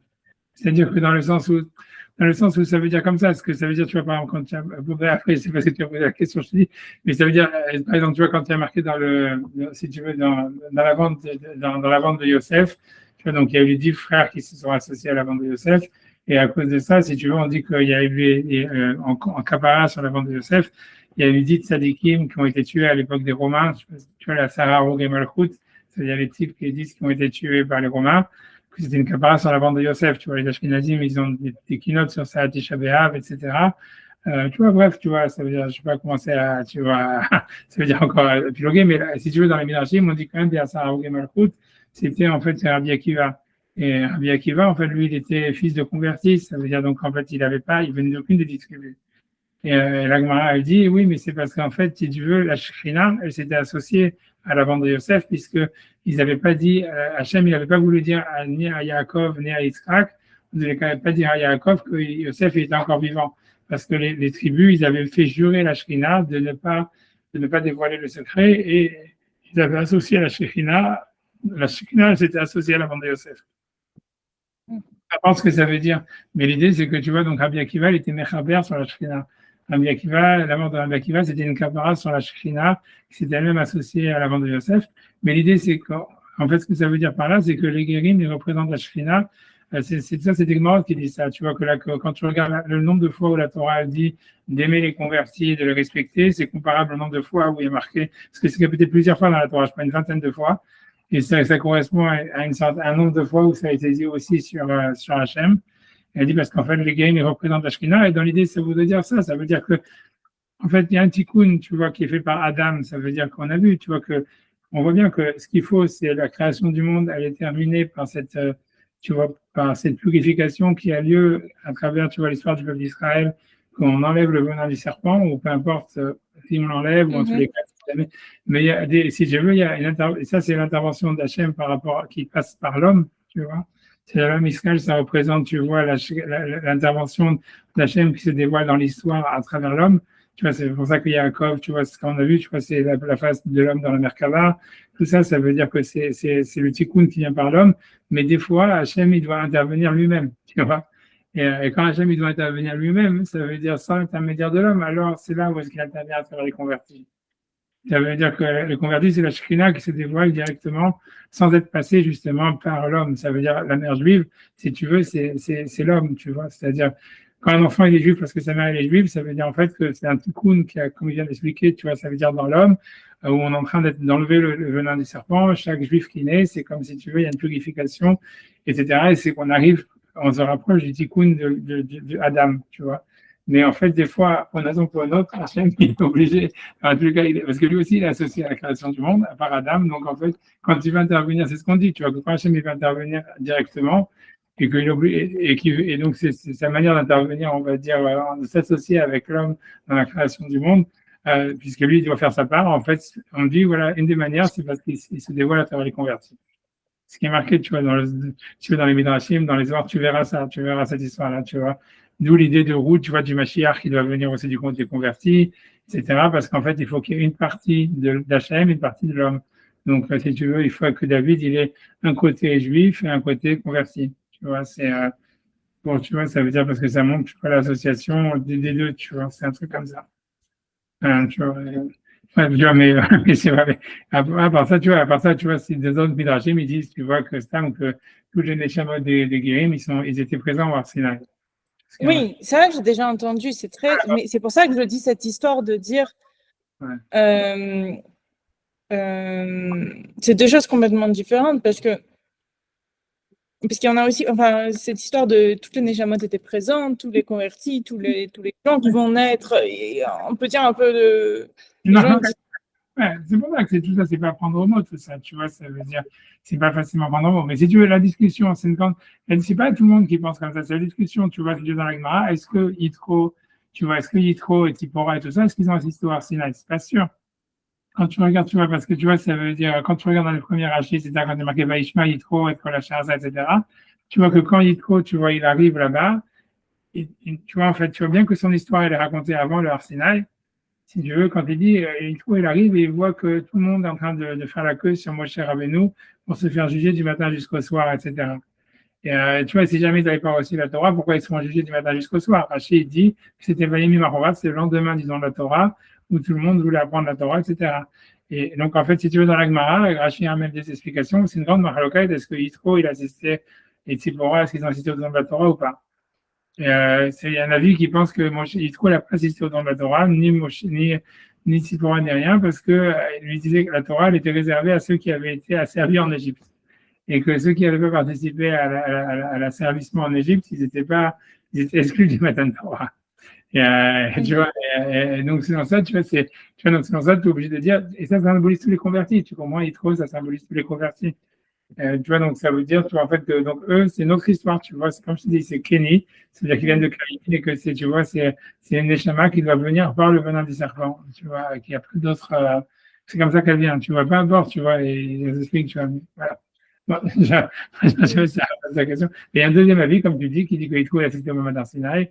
Et selon cet avis, tous les guérim, ils ont assisté au Mamad Arsinaï. Donc, c'est notre histoire, tu vois. C'est comme tu dis, c'est qu'ils ont reçu tu vois, c'est comme s'ils ont assisté. Et tout ça, c'est vrai sur différents, tu vois, différents aspects, tu vois. C'est compliqué, tu vois. Tu vois, c'est pas, comme tu dis, en plus, parmi les convertis, il y a plein de genres de convertis, tu vois. Je pense que tu peux dire qu'en fait, tu vois, il y a des convertis que, oui, là, on est chez un modèle assisté au moment d'Arsinaï, et il y a des convertis que, en fait, non, c'est, tu vois, tu vois, ils sont, si tu veux, c'était des Neshamot qui doivent venir par le venin du serpent. Tu vois, je pense, tu vois, ça veut dire, en fait, tu as des convertis, en fait, tu vois, ce que je veux dire par là, c'est que tu as des convertis, tu vois bien que c'est vraiment des illuminés, quoi, je veux dire, tu vois, ça veut dire que, tu vois, ils ont décidé vraiment sans aucune raison tu vois, si tu veux, tu vois, de recevoir la Torah parce qu'ils sentent que la Torah c'est vrai, et ils se sentent vraiment pour eux c'est important de faire la Torah, bien que c'est pas de leur, tu vois, c'est pas leur machin. Et tu vois, et t'as des convertis en fait qui se convertissent pour se marier, qui convertissent parce que tu vois, whatever it is, ils veulent habiter en Mais ça, islam. c'est interdit normalement, se convertir pour se marier. Non, ça On veut ne devrait dire, pas les accepter. on ne doit pas les accepter, mais les massés, une fois que tu les acceptes, ils sont cachers, tu vois, ça veut dire, ils sont cachers, tu vois, ça vous dit que, mais tu vois, ça veut dire, c'est ce qu'il dit, la vous dit ça, tu vois, même Hachem, tu vois, c'est si quelqu'un il a un cœur pur et tout ça, Hachem, il envoie la cette Ishmaïa que petit à petit, tu vois, il comprend de plus en plus dans le judaïsme et il se rapproche. Donc tu peux dire, voilà, ça c'est des convertis qui viennent du Venat Sapon, inversement, je sais pas, tu vois. Tu vois, c'est-à-dire, il y a deux types, clairement, pas il y a différents types de convertis. Donc, c'était bon. Je vais ça répondre à ta question ou pas, mais en tout cas, donc j'avance. Donc, ok. Donc, ça, c'est ce qu'il dit. Donc, on a fini ce paragraphe, on avance. On s'approche de la fin, n'ayez pas peur. Et je ne sais pas qu'après ce sera moi de ski, on va vraiment avancer sur le mardi, le jour d'après. Donc, après ça, donc, il dit un autre ridouche ici, c'est Rambam, il dit, ouais, j'ai ça, j'étais d'ailleurs. Donc, ce qu'il faut aussi savoir, Omram, c'est ce qu'ils ont dit que Et Sachaim, que l'arbre de la vie, Nahalach Hamesh Meot Shana, c'est-à-dire, en fait, il fallait marcher 500 ans l'école Mimé Bereshit Mitpalgin Mitartav, et que toutes les eaux si tu veux, qui avaient été créées dans le monde, ça veut dire dans le Massé Bereshit, ils se séparent là-bas. Tu vois, donc, et donc c'est très compliqué. Est-ce qu'il veut revenir sur l'histoire du Rakia qui divise l'eau d'en haut, l'eau d'en bas? Est-ce que j'en sais rien, tu vois, mais en tous les cas, il dit que, est-ce que tu vois, cet arbre de vie, c'est ça ce qui fait la division, tu vois, puisqu'il avait commencé avec Rakia, nous, on a commencé à ça parce que justement, il parlait sur Rakia. Tu vois, je sais pas, tu vois, bref, tu vois, donc, Ubiaru, donc, en tous les cas, il dit Ubiaru, qui a Kavana, Bezashi, donc, ils ont expliqué, donc, les Chazal, que l'intention dans cette mesure, Ovi Gufo, donc, ce que c'est donc les 500 ans, c'est l'épaisseur de son tronc, on va dire, de l'OM Sheikh Anafal, mais pas la largeur de ses branches. Amrou, l'osov d'avoir nofo, c'est pas simplement, donc on ne voit pas ici en fait ça veut dire du feuillage de branches, et là, corato, mais c'est-à-dire, mais c'est sa hauteur ou son tronc. Mais c'est aussi bizarre d'utiliser le mot kora pour dire tronc, mais bon. Tu vois, mais en tout cas, Ma'alach, Hamesh Shana, que ça faisait en fait une taille de 500 ans. Et donc, Kora, normalement, ça veut dire une planche, tu vois, un truc comme ça, une poutre. Au Pirouche Korato, Ovi Etso Aomed, et que Korato, normalement, ça veut dire, lui, il explique le Rambam que c'est l'épaisseur de son tronc. Etso Aomed, c'est son bois qui tient, donc c'est à son tronc. Donc, ça, j'ai vraiment aucune idée de ce que ça veut dire. Mais ça, et donc, ça veut dire, ça veut dire cette finition, ça veut dire qu'il semble que dans le Midrash que j'ai en train d'expliquer, ça veut dire, dans le Midrash, ça c'est dit à la fin du Maaseh Bereshit, il dit cette finition, j'imagine, la Hashlama de Pirouche Aïnian, ou Bioro. Donc, ça, c'est ce qui finit tout le sujet et qui l'explique bien. Il est Gvar Idbaerze, donc tout ça, c'est très clair. Ça, on l'a déjà expliqué. Donc, je ne sais pas qu'est-ce qu'il veut dire. Qu'est-ce que c'est les 500 ans? Qu'est-ce que c'est le tronc? Qu'est-ce que c'est, tu vois, après, est-ce qu'il parle de toutes les eaux? Il revient sur les eaux d'en haut, les eaux d'en bas? Je sais pas. Tu vois, non, tu vois, je sais pas du tout. Non, non. Donc, je sais pas c'est quoi les branches de l'arbre, c'est quoi le tronc de l'arbre? J'ai aucune idée de ce que ça veut dire. Est-ce que, tu vois, je sais pas. Ça peut vouloir dire plein de choses, tu vois. Je sais pas. Mais et qu'est-ce qu'il dit le Abravanel dessus ou... Je sais, je regarde, je sais, non, mais j'ai bon, il faut que je clique ici, excusez-moi, parce que je commence à maintenant à essayer de l'habituer à utiliser, parce que là j'ai deux écrans et je m'amuse bien avec ça. Tu vois, en fait, il y a, et la Rabanel, parce que la Rabanel, tu vois, je pense Oh, que. le FOD, non? On avait dit que c'était le FOD le mieux. Non. Ah, mais regarde, c'est surtout le plus long, hein, ça c'est clair, mais tu vois, cette fois-ci ça fait trop long, encore on va voir, donc on va lire. Alors, donc, Etzachaim, alors, Hamesh Machana, donc l'Etzachaim, il a une distance de 500 ans. Et son Elomar, donc c'est-à-dire Aïnanim Amouskalim, donc pour lui c'est les concepts Aïnanim Amouskalim, ça veut dire le concept Ajayesh Yecholet Ba'adam Laskilam, donc il serait en fait la possibilité ça veut dire que l'homme il a la possibilité de comprendre. Vem et Sachaim, c'est ça l'arbre de vie, c'est-à-dire c'est la capacité intellectuelle de l'homme, on va dire. Tu vois, voilà. Le nafsho, chez Nishlemet Bahem, que pour son âme, donc à travers cette compréhension intellectuelle, c'est avec ça en fait, on va dire qu'il termine, qu'il perfectionne son âme. Donc il dit Uma ala chamesh ma'achana, c'est 500 ans. Kelomar, c'est-à-dire Kolanim Sahim Shen Tahat Galgal Ayarya, c'est-à-dire que tous les existants qui existent sous la Lune, ça veut dire sous le lunaire, quoi, sous la rotation de la Lune, Ad Merkaz Haaretz, jusqu'au centre de la Terre, Yesh Yecholet Ba'adam la Sigam al Bouyam. Ça veut dire un homme, il peut comprendre qu'est-ce qu'ils sont. Il peut les comprendre, il peut les analyser, les comprendre. Amar Ma'alach Hamesh Mochana. C'est pour ça qu'il a appelé ça, selon tout ça, c'est l'explication de Foudi, hein. Parce que c'est ça le schéma de 500 ans, ça voudrait dire, ça symboliserait ce qui va de la Lune, de la rotation de la Lune jusqu'au centre de la Terre, qui va Hormad Atruna, parce qu'il a été éclairé dans la science de la trunage, c'est-à-dire de la physique, a priori, qui j'ai peur que Dédé elle va vraiment craquer là, qui met à Kazares que du centre de la Terre, à Kivu, Gagal, Ayahar, ça veut dire jusqu'à Kivu, ça veut dire, tu vois, ça veut dire comment dire, tu vois, le périmètre de la rotation de la Lune, il y a un Malach Hamesh Machana, il y a un chemin de 500 ans, je ne sais pas ce que ça veut dire. C'est-à-dire, ouais, je sais pas. Ça dépend à quel voyage, à quelle vitesse, quoi. Exactement. Voilà, mieux vaut pas chercher, parce que je sais qu'est-ce que lui veut dire. Ouais, parce que l'Agma, elle dit c'est quoi un jour de marche, qu'est-ce que c'est déjà, parce que lui, il parle de marche humaine, tu vois, ça, ce qu'il veut dire. Quand il dit 500 ans, ça veut dire 500 ans, donc, tu vois, tu vois, je sais pas qu'est-ce que c'est. Mais c'est ta raison, en fait. Oui, c'est une distance qui est divisée, qui est, tu vois, donc, je sais pas combien, je pense que. Un jour de marche humaine, c'est 30 km. Ok, voilà. Donc, pour lui, c'est ce que ça, tu multiplies ça par 300. Et donc, 65 plus pas 500, ça fait. Je suis un peu capable Je veux bien, vas-y, regarde. Moi, j'ai aucune idée c'est quoi le truc de la Lune, ni le centre de la Terre, aucune idée.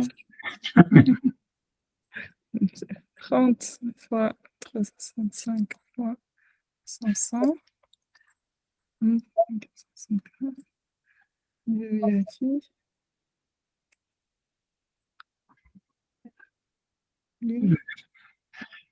Est-ce que toi, tu sais combien ça fait quoi? La Lune, elle a 384 400 km seulement. Et en marchant 30 km par jour pendant 500 ans, on peut aller jusqu'à 500 millions de kilomètres. Donc, non. Peut-être je me suis trompée, parce que si c'est un instant, je me suis peut-être trompée. Et donc, Je ne me suis pas trompée sur la distance sterling, mais je me suis peut-être trompée en faisant le calcul. C'est parce qu'il parle du centre de la Terre aussi. Donc, tu vois, donc c'est pas vraiment. Toi, Ah, et il rajoute, ouais. Est-ce que maintenant, c'est pas. En rajoutant le centre de la Terre, non, c'est 5 475 000. La Terre, son rayon, c'est pas si faux, en fait. C'est pas si faux. Voilà, C'est faux, mais c'est pas.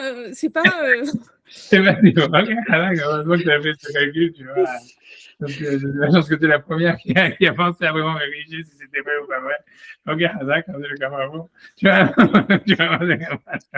ok, c'est tant mieux alors, c'est tant mieux. Ok, d'accord, ok, donc on y avance. Donc, en tous les cas, donc, selon lui, donc, c'est tout le monde sublunaire qui est donc, dans ce périmètre, tu vois, dans ce truc, dans ce rayon de 500 ans de marche en partant du centre de la Terre. Kidver de Hormat Atruna, donc, ce qu'on voit, donc voilà, donc, Kimina Merkaz, ce qui semble de la physique du centre de la Terre jusqu'à Tkeru Vagalgala jusqu'à donc là où les puissances, c'est-à-dire je sais pas comment on appelle ça, le truc de l'ellipse ou je sais pas quoi, de la rotation de la Lune. Mais là, Hamesh Machana, donc il y a 500 ans de marche. Les Édumé Bereshit, et ça c'est c'est de la création, c'est les jours de la création, que l'Omar, Animsaïm, Otativiyot. Ça c'est ce qui existe dans le monde, c'est ce qui existe dans le monde de la matière, dans le monde matériel. L'osaf nofo et la corato. Ce qui veut dire, c'est pas la fin des branches, mais simplement son tronc. Son tronc. Donc, qu'est-ce que ça veut dire? Et son oloma, il veut dire que Shani Omer, quand je dis Shetzachaim Alko Hamesh Machana, donc l'arbre de vie, c'est 500 années de marche. L'autre archav est là, chez Yekolet Ba'adam Leaskil Benyana Galgalim Basiklim Anifradim. Donc, ne pense pas que l'homme, il a la possibilité de comprendre les choses Galgalim, donc ça veut dire je sais pas, c'est qui tournent. Les astres, tu vois, c'est quelque chose comme ça. Basiklim, ça veut dire les concepts, Anifradim. Nifradim, ça veut dire des concepts abstraits, on va traduire comme ça. Shem Nofé et Tsachaim, qui sont en fait, ça c'est déjà les branches de l'arbre, puisque s'il dépasse la lune, quoi, grosso modo. Qui a Harabanat Chormat Ateva, bien Chormat Elokut. Donc, puisque après la compréhension des sciences de la nature, on veut comprendre les sciences de la divinité, qui est une branche qui sort des lois de la connaissance de la science, qui permet, parce que Sechel Adam, ça veut dire l'esprit humain, Maskil Bahem, il peut comprendre, Umevin Benyane Anofim, il peut comprendre des choses qui viennent des branches, AM, et là, chez Ashion, Aneemar, Veu, Hamesh Motsana, mais la mesure qu'on a donnée de 500 ans, et non Neema, et là, le Mekorat Ailan, ça parle donc simplement du tronc de l'arbre ou de la source de l'arbre, qui ont Chormat Ateva Bilvad, qui est uniquement la connaissance scientifique. Voilà, donc lui dit que l'Etzachaim, ça serait en fait la connaissance scientifique, et cette connaissance scientifique, elle est claire. En fait, l'homme, il a un accès à cette connaissance que jusqu'à la Lune. Après ça, on a l'impression qu'il veut dire c'est des approximations. Ça veut dire, même si on va réfléchir, ce qu'on va dire soit sur la divinité, soit sur, en fait, l'astrophysique, ça veut dire, au-dessus de la Lune, selon ce qu'il dit. Ce qu'il dit, tu vois, ça serait que des approximations et qu'on n'est pas vraiment capable d'avoir une clarté dedans, quoi. C'est comme les branches de l'arbre. C'est ce qu'il veut dire. Moi, j'ai pas vraiment compris qu'est-ce qu'il. Ok, disons que c'est ça ce que le Rambam il veut dire. Moi, je suis pas, je trouve ça assez. Voilà, j'en sais rien. Mais bon, voilà, je sais pas. Toi, tu penses qu'on a que des approximations dans l'espace où on peut avoir des mesures fixes? Je sais pas. Non, des mesures très précises maintenant. Non, je sais pas ça, mais c'est plus dans l'idée. C'est bizarre que lui comprenne ça comme ça, mais ça rejoint une idée du Rambam quand il dit que quelqu'un qui fait de la science, il cherche à comprendre Dieu et que par la science, ça rejoint. Ça ne s'inscrit pas nulle part. Ça s'inscrit avec beaucoup d'autres. C'est sûr que dans le Guide des Égards, il pense ça. Dans le Guide des Égards, il pense que la science, tu vois, c'est-à-dire Dieu, il s'exprime à travers les lois de la nature et dans la compréhension de la science, on peut comprendre, tu vois, la volonté de Dieu, l'essence de Dieu, l'existence de Dieu, etc. Quoi. Il y a pas de, tu vois, c'est sûr que, voilà, comme tu dis, ouais. Mais alors, c'est bizarre de faire la différence avec les. Et c'est intéressant, je suis contente qu'on ait ouvert. C'est intéressant qu'ils voient ça comme ça, mais c'est un peu contradictoire avec cette histoire de. Qu'est-ce qui se passe au-delà de la Lune? Ils pensaient qu'il y avait des créatures extraterrestres, c'est ça le but du truc? Non, c'est là ce qui se passe. C'est pas qu'ils pensent ça. Ils pensent que la Lune, en fait, c'est parce que pour eux, ils pensaient que les planètes, tu vois, ils étaient à la limite de l'existence. Tu vois, ils savent que c'était des corps physiques. Mais pour eux, c'était justement, c'était pour eux, les planètes, c'est là où l'abstraction et le physique, ils se réunifient quelque part. Plus, tu vois, ça veut dire toujours, eux, ils pensaient toujours qu'il y avait une sorte de réunification, tu vois, parce que c'est ça l'essence même du monothéisme, même si tu regardes si tu veux, comment dire, tu vois, dans la philosophie grecque, etc., c'est que, pour eux, c'est que, en fait, pour eux, le monde, ça veut dire, le monde de la spiritualité, il est relié à la matière par des abstractions, tu vois, par des concepts. Donc, ça veut dire, oui, ça veut dire, ce que ça veut dire, c'est que dans le monde sublunaire, par exemple, en fait, tu vois, donc tel concept pour reprendre à chaque fois le concept des chiens, le concept des chats, le concept des êtres humains. Et tu vois, et après ça, tu vois, donc tu as tous les chats, tous les chiens, tous les êtres humains, ils sont des représentations de ce concept. Mais ils sont liés à ce concept, tu vois, on fait partie, si tu veux, la race, on va dire, c'est notre concept premier, et nous, on est, si tu veux, des représentations de cette race. Et en fait, mais la spiritualité, en fait, elle passe par ce qui est le plus global, on va dire, tu vois, par la globalité, par le truc comme ça. Maintenant, eux ils pensaient qu'en fait, dans le monde au-dessus de la Lune, si tu veux, par exemple, Mars, ou j'en sais rien, Jupiter, ou j'en sais rien, tu vois, des planètes comme ça, ou le Soleil, en fait, ce sont des concepts. Tu vois, c'est pour ça que tout à l'heure, quand il a parlé des Galgalim, il a dit Agalgalim va sikhlim anifradim. Ça veut dire que tu vois, c'est leur idée, c'est que tu vois, les Galgalim, ça veut dire des planètes, etc., qui sont au-dessus de la Lune. C'est comme des concepts, mais des concepts agents. Tu vois, c'est des concepts tu vois, qui agissent, si tu vois, d'une manière plus unifiée, plus globale que ce qui est sous la Lune. Tu vois, et donc pour eux, tu vois, par exemple, c'est ça l'influence des Mazalotes. Pour eux, c'était ça. C'est, tu vois, la planète de Vénus, elle a une influence comme ça, la planète de Mars, elle a une influence comme ça, parce qu'en fait, c'est des concepts vivants. Tu vois, qui des concepts, tu vois, qui sont matérialisés, mais et voilà, donc en fait, mais que l'être humain ne peut pas vraiment comprendre.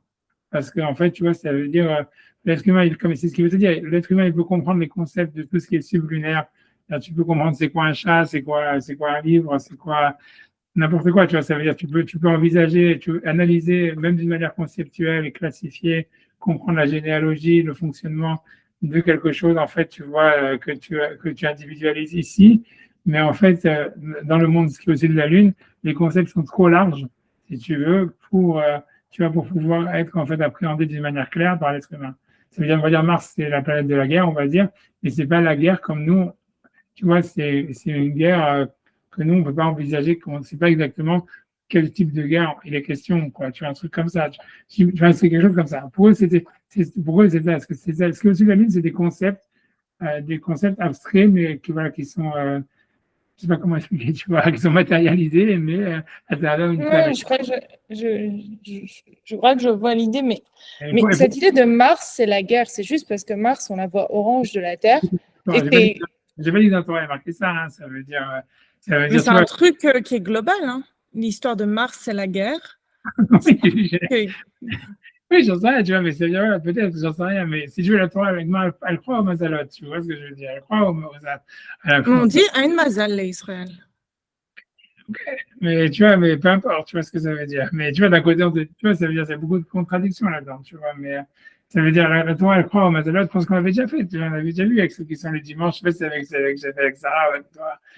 C'était un coup, c'était malade.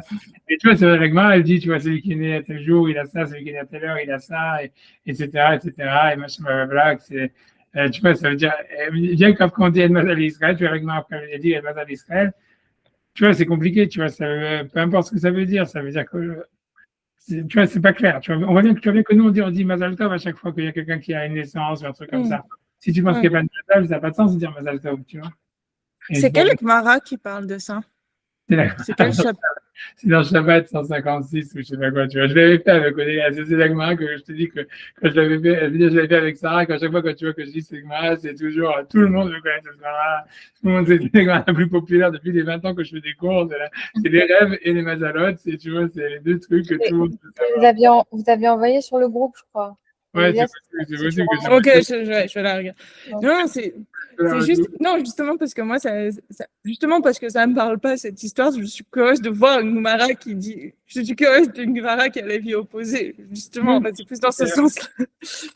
Oui, non, c'est sûr, le Rambam, tu vois, il est aussi contre et tout ça, mais tu vois, le Rambam aussi dit que rien ne dépend du Mazal et tout ça. J'en sais rien, mais tu vois, ça veut dire la doxa, c'est que c'est clair que, bref, tu vois, tu vois, peu importe, tu vois, qu'est-ce que ça veut dire, j'en sais rien, tu vois, ce que ça veut dire. toi-même, tu as dit, voilà, il y a des gens qui naissent méchants, il y a des gens qui naissent machin. Ouais, mais Là, c'est pas une histoire de mazal. Enfin,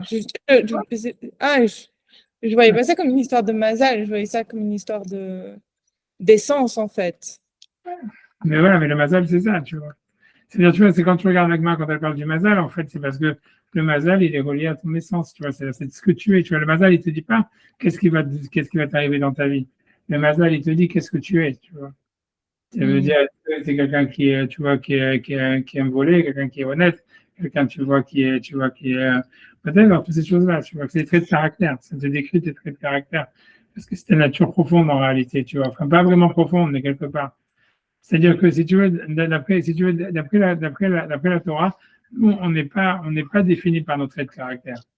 On n'est pas défini, tu vois, c'est comme, en fait, si tu veux, les traits de caractère que nous, on a, ils sont réels, tu vois, ça veut dire chacun, il a ses caractères, chacun a sa personnalité, chacun, tu vois, ça veut dire, il a une réalité psychologique, si on veut appeler ça psychologique, mais en fait, l'homme, il est au-dessus de ça. Si tu veux, c'est le rapport qu'on a à notre trait de caractère, c'est comme le rapport qu'on a à notre corps. Tu vois, chacun il a un visage, chacun il a un aspect physique, et tu vois, il nous représente, tu vois, ça veut dire, voilà, on est dedans, c'est le nôtre, tu vois, mais ça ne nous définit pas, au fond, ça veut dire, si tu veux, on est au-dessus de ça, si on veut. C'est un peu la Mais même alors, chose. c'est quoi qui définit? C'est le mazal dans cet objectif? C'est l'essence? C'est le mazal, Et l'essence dépend c'est quoi? C'est une le histoire d'astrologie? oui, c'est-à-dire que le Non, je veux mazal, dire, si vous dites en fonction du jour et de l'heure, on dirait les trucs. c'est vrai, mais si tu veux, le mazal, il décrit, en fait, tu vois, les traits de caractère, tu vois, c'est un peu comme, tu vois, ça veut dire les traits de caractère qu'une personne va avoir, mais maintenant, l'homme, il n'est pas, encore une fois, quand je dis d'après la Torah, tu vois, la neshama, les traits de caractère, ils sont liés à la neshama, mais même la neshama, si tu veux, c'est pas ce qu'on est, tu vois, nous, on n'est pas notre neshama, on est au-dessus de notre neshama. C'est-à-dire, notre neshama, si tu veux, ça veut dire, voilà, je sais pas comment t'expliquer, mais c'est ça, ça veut dire, tu vois, la neshama, elle est pas aussi élevée qu'on croit, ça veut dire, si tu veux la neshama, ça veut dire, c'est beaucoup lié au trait de caractère. Si tu veux, quand la Gemara demande dans le Midrash, je me dis, c'est quoi la neshama? La neshama, c'est le trait de caractère d'une personne. Et c'est la manière, c'est lié aussi à la manière, tu vois, dans son corps, il ressemble à quoi, tu vois, son expression, du visage, comment, tu vois, c'est quoi ses tendances, tu vois, c'est quoi ces trucs, etc. Ça, c'est la neshama d'une personne. Mais l'homme, en réalité, il est au-dessus de sa neshama, tu vois, et ça veut dire, tu vois, dans la relation avec, c'est pour ça quand on dit El Mazal Israël, ça veut dire un homme, en réalité, un juif, tu vois, il peut s'élever ou il doit s'élever au-dessus de ça, tu vois. Ça veut dire un homme, il doit être conscient qu'il a ces traits de caractère-là, comme quelqu'un doit être conscient de son corps, de ses besoins, tu vois, de ses tendances, de tout ce qu'il a. Il a une responsabilité par rapport à ça, tu vois. Mais en fait, c'est pas toi, tu vois. En fait, l'homme juif, il est au-dessus de ça. Ça veut dire El Mazal Israël, ça veut dire un homme, il doit savoir que sa relation à Kadosh Baruch Hu, elle est au-dessus de ses traits de caractère, elle est au-dessus, tu vois, au-dessus voilà, de sa personnalité même, tu vois. Et il est au-dessus de ça. Et en fait, on est extérieur à ça. Et c'était une des grosses erreurs de la psychanalyse, tu vois, de la psychiatrie, de la psychologie, tu vois, d'identifier l'homme à sa réalité psychologique. En réalité, il est au-dessus. Et c'est quand tu comprends ça, tu sais, quand tu comprends ça, c'est à ce moment-là, c'est à ce moment-là où tu peux vraiment guérir psychologiquement, tu vois. Et tant qu'une personne, elle s'identifie à ses traits de caractère, à sa psychologie, alors tu comprends les psychanalyses, etc. Tu vois, quand tu vas faire une psychanalyse et tu vas dire, qu'est-ce que j'ai au fond de moi, qu'est-ce que je ressens vraiment, qu'est-ce que je suis, ça va toujours, en fait, comme en fait, cette essence, elle n'est pas définie, on est au-dessus de notre essence psychologique, ça veut dire qu'en général, le type, il va s'enfoncer à chaque fois. Parce qu'il va dire, ah voilà, j'ai tel trauma, j'ai tel ça, j'ai ci, j'ai ça. Et tu vois, et ça va toujours, tu vois, voilà, il va toujours trouver si tu veux, des excuses ou des explications ou des raisons. Et lui va s'identifier à ces raisons, à ces trucs, et il va s'enfoncer, en fait. Mais tu vois, l'idée, c'est qu'un homme doit savoir que, en fait, ces réalités psychologiques, elles sont vraies, mais lui, au fond, naturellement, c'est comme notre corps. On est notre corps, mais en fait, on est au-dessus de notre corps, tu vois, et donc on est au-dessus de notre trait de caractère, on est au-dessus de notre tendance, on est au-dessus. On peut, tu vois, ça veut dire, voilà, on peut avoir du mal ça veut dire qu'on peut se transformer, on va rester comme on va transformer notre corps. On a notre corps et on doit, si tu veux, s'identifier à lui, mais en fait, on doit être conscient aussi que, en fait, c'est pas nous, tu vois, c'est ça, El Mazal Israël. Tu vois, mais, Non, mais c'est très intéressant. Mais alors, du coup, est-ce que quand vous dites que la neshama, c'est relié au visage, est-ce que c'est relié à... Je sais qu'il y a plein de gens à Tzfat qui disent que... Ouais. Qu'est-ce qu'ils disent?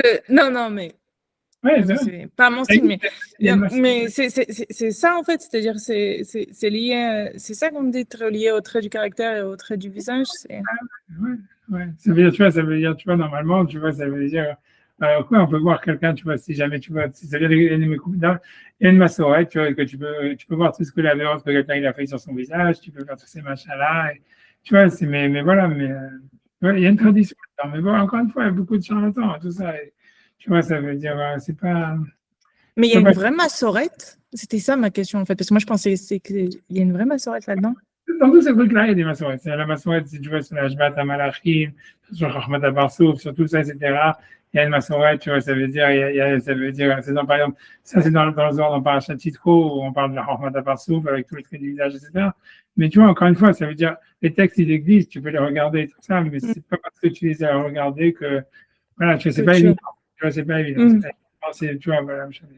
Et même, tu vois, ça veut dire, je sais pas comment expliquer, tu vois, c'est pas un ignan de, comment dire, de commencer à utiliser ça, quoi. Moi, j'avais, tu vois, j'avais c'est une histoire vraie, tu vois, ça veut dire, moi, j'avais un de mes rabbinim, tu vois, c'était le fils de Rabbi Moshe, David Feinstein. Tu vois, lui, c'était un sadique islam, mais tu vois, à chaque fois, depuis qu'il était petit, dès qu'il voyait quelqu'un, tu vois, il pouvait dire toute la violence qu'il avait fait. Et il lui disait, tu vois, ça veut dire, il avait ça comme ça, tu vois, ça lui sortait. Et il le disait à tout le monde. Et tu vois, Rav Moshe lui a dit arrête, arrête, et tout ça, etc. Et après, il s'est empêché de le voir, tu vois. Et après ça, il le voyait plus. Mais voilà, mais ça veut dire, tu vois, on va dire la bêtise, tu vois. Ok.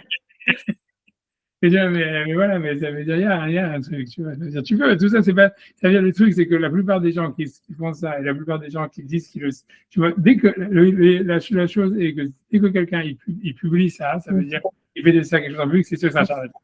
Ouais. Tu vois, c'est clair. Parce que l'idée même, tu vois, c'est que pour garder le don et la horma, il faut le faire, il faut que personne ne le sache. Tu vois. C'est ça l'histoire. Donc celui qui a, il le dira jamais.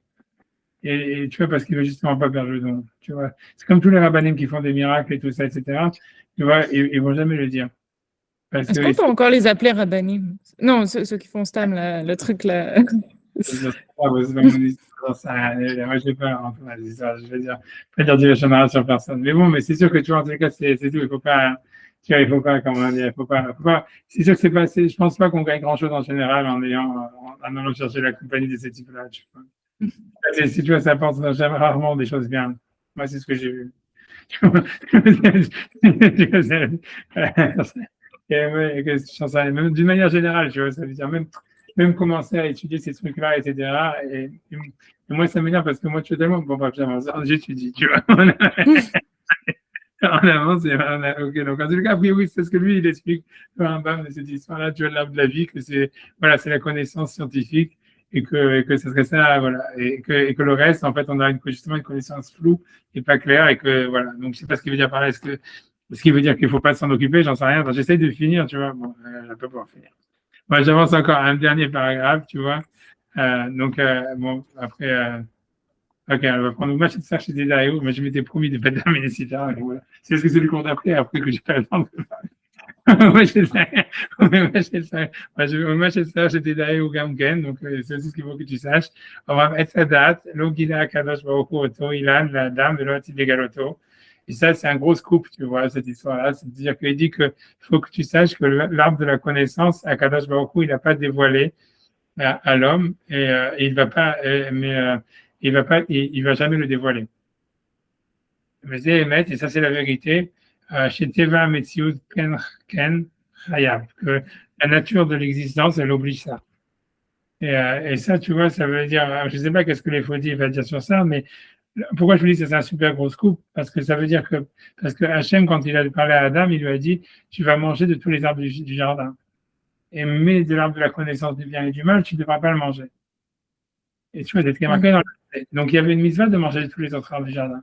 Et selon ce que lui dit, en fait, Adam, il ne savait pas c'était quoi l'arbre de la connaissance du bien et du mal. Donc, ça veut dire, et qu'il n'a jamais su, tu vois.